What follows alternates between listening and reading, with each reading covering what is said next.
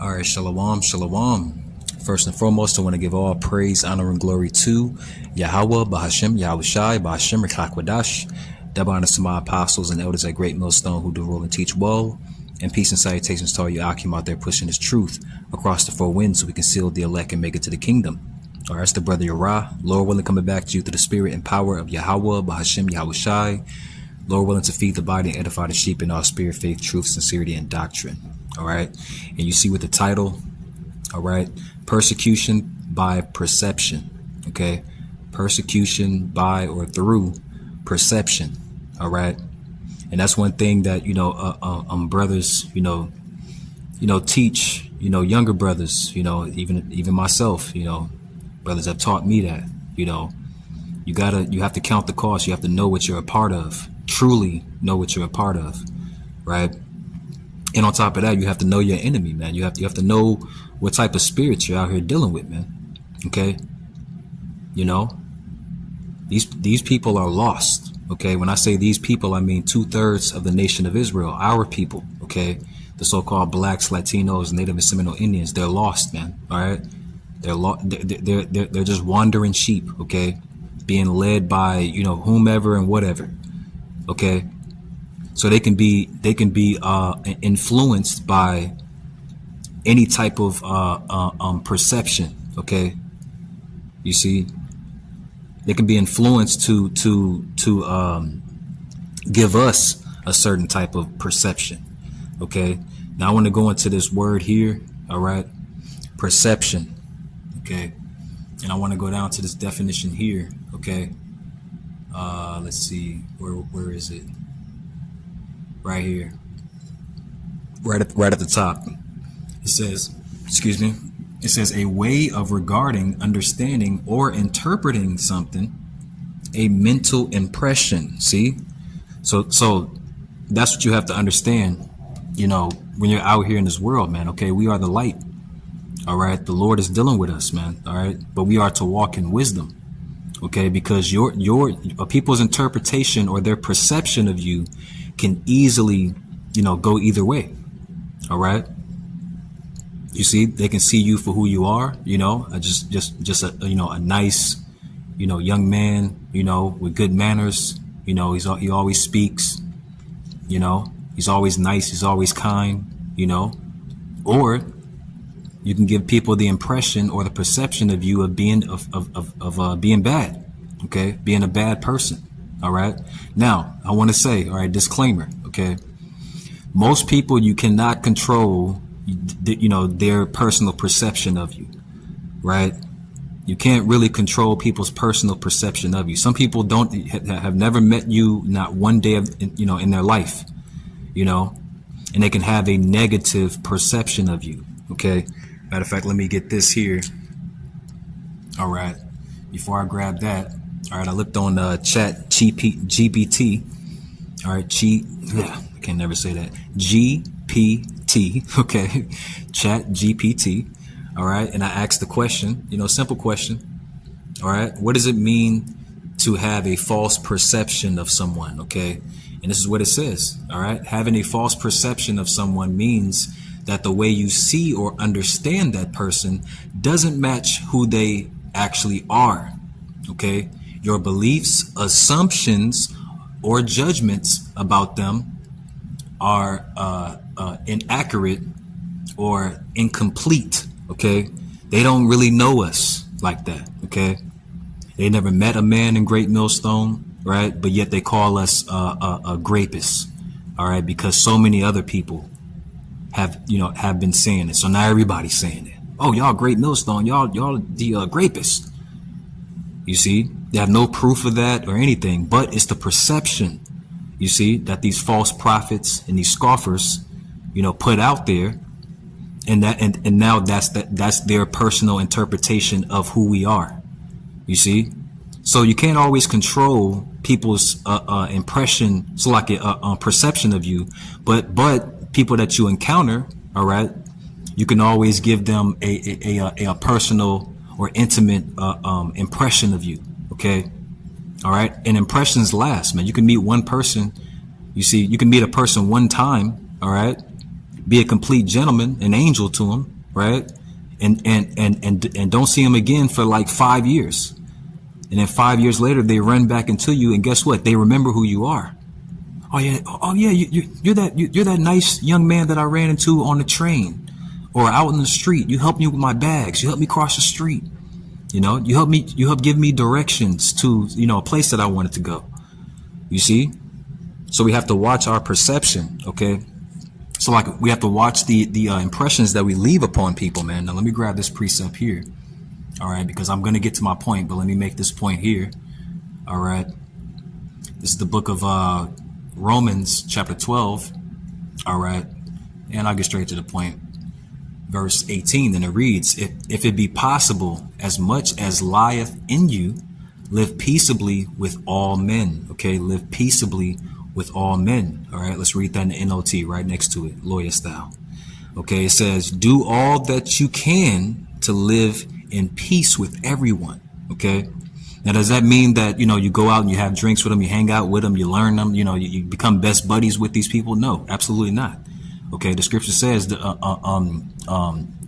light dwelleth with darkness? Okay, light cannot dwell with darkness. Okay, these people are dark. Okay, they're in darkness.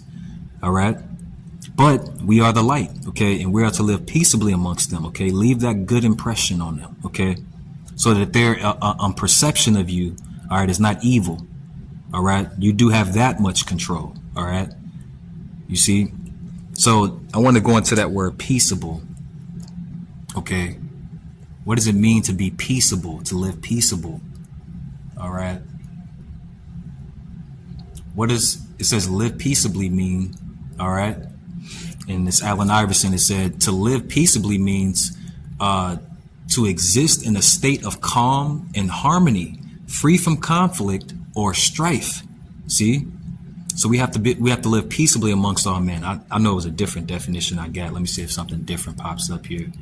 All right, or a different format of this definition. It says to live peaceably means to exist and interact with others in a calm, nonviolent, and harmonious way.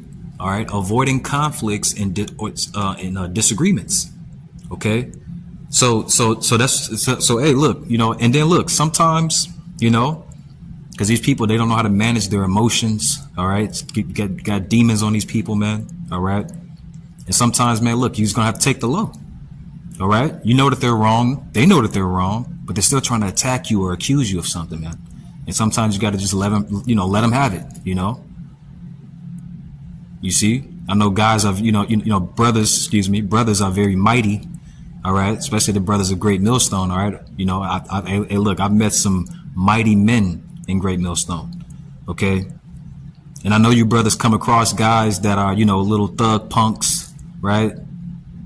You know, looking at you crazy, talking, saying something slick to you. Hey, man, you just got to let them have it. You know, you can, you know, break them, fold them up and you know, but, you know, we have to live peaceably amongst all men. You know, just let them have it, man. You right, bro. What, nigga? Yeah, you right. You know, me and a brother from the camp, the brother Ahmad, we had a situation in traffic.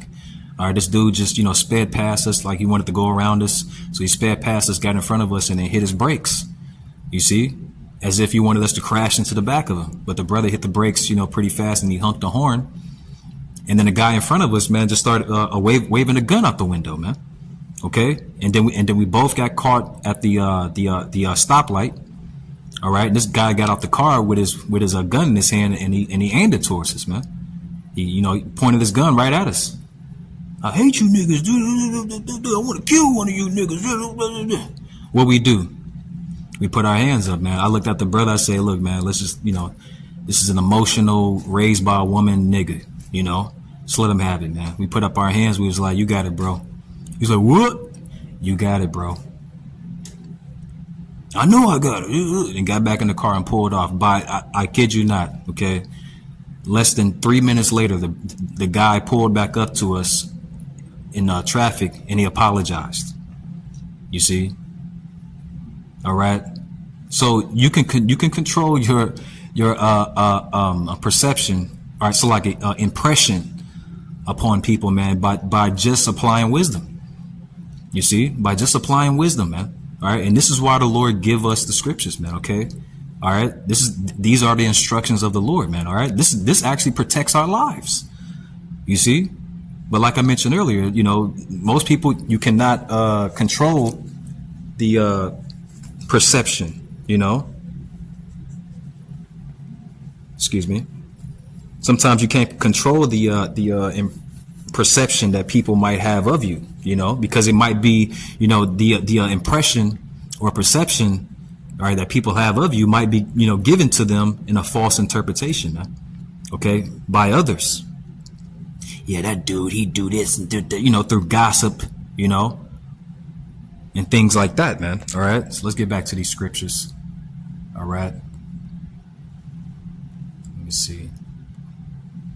Right here, this is the book of St. Matthew, chapter 5, and I start at verse 11, and it reads, "Blessed are ye when men shall revile you and persecute you, and shall say all manner of evil against you falsely for my name's sake." Okay, for my sake. All right. So because we're walking in the spirit of Yahweh, Bahashem Yahweh Shai, all right, and applying wisdom, okay, we don't involve ourselves with the world and the worldly things, right? You know, we're like the best citizens in, you know, America, you know, you see, but the picture that Esau, Edom, all right, the so-called white man, woman, and child, man, the elite banking families, right, the wicked, all right, the image that they're about to paint of the prophets, man, these people are gonna have a false interpretation, all right, a false perception, all right, and it's gonna bring persecution. Okay, this is what we're involved in, man. Okay, you see, persecution is gonna come. That's what we're reading right here. You see, this is gonna happen. All right, and guess what? When Esau Edom puts out his wicked campaign, saying all manner of false things about the prophets, about the men of the Lord, all right, about us. Guess what? These people are gonna believe it.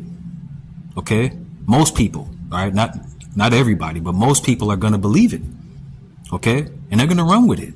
You know, no matter what Esau says, man, he's gonna put it all in his news. Well, the news said it. You know. Their favorite YouTuber or something like that. Well, Cam Newton said it on his podcast. He said that you guys were errorists. So it must be true. See, people are going to believe it. You know, it says, "Blessed are ye when men shall revile you and persecute you, and shall say all manner of evil against you falsely for my sake." All right, so you have to prepare yourself, prepare your mind for this, man. Okay, this is a battle, man. Okay, remember, this is a spiritual war. We're not physically going to war. We're spiritually going to war, man. Okay, all right. And guess what? The big test hasn't come yet. Okay, all right. And guess what? It's going to be some guys wearing t-shirts and fringes, all right, that are not going to be able to stand in that day when false interpretations, false perceptions be pushed in the media about the Israelites. All right, they're going to tap out. I'm not an Israelite no more. Don't involve me in that. You see? They're going to be, what does the scripture say? They're going to be offended in the Lord, man. Okay? And we are not to be offended in the Lord, man. So you have to really, you know, gird up your loins, man. Okay? Count the cost. You know? Continuing on, verse 12, it says, "Rejoice and be exceedingly glad." See? "For great is your reward in heaven." All right, "For so persecuted they the prophets which were before you." You don't think that they were saying, you know, they had a false perception of Yahushai? You don't think they had a false perception of any of the prophets that we read about? Absolutely, absolutely, man. Okay, here it is. Back to Yahushai is the greatest example, man. Okay, he did nothing wrong, absolutely nothing wrong, and people hated him. They wanted to kill him, man. All right. Because of that false perception, man. All right. And Jake believed any fucking thing, man, out here. Jake believes anything. Okay. So you have to prepare for that, man. All right. People are going to turn on you. All right. People are going to turn on you, man. And don't be surprised who it is. Don't be surprised at who turns on you. It could be your woman. It could be your kids. It could be your family. All right. It could be your friends. It could be the people at work, your boss, whoever, you know. So you got to be ready, Akim. All right, you got to be ready, man. All right, because Esau is about to come with his false persecution. All right, through let's see, what's the word I'm looking for? Perception. Excuse me. All right, you see, it's going to be persecution through perception. All right, false perception. All right. So I'm going to end it there, Lord willing, is edifying to the body and the faith, the sheep through the spirit and power of Yahweh, Bahashim Yahushai. All right. Shalom and Abba Ball.